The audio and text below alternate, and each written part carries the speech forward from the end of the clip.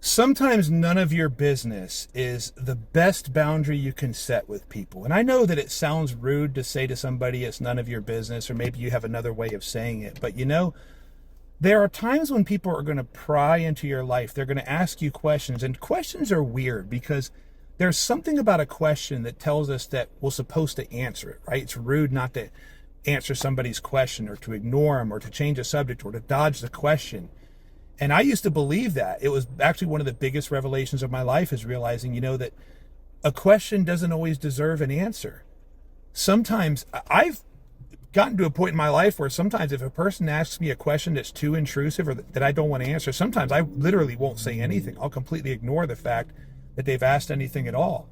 And some people would say that that's rude, but questions, if someone's crossing a boundary when they're asking you a question, and they're assuming that it's okay, to say, hey, I'd like to know this thing about you. And sometimes you need to remind them that, hey, the domain you've tried to step into is off limits.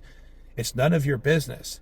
And it's not that you're being rude, but you have to recognize that a question doesn't always have the authority that you think it does. Sometimes you're perfectly in your right not to answer the question.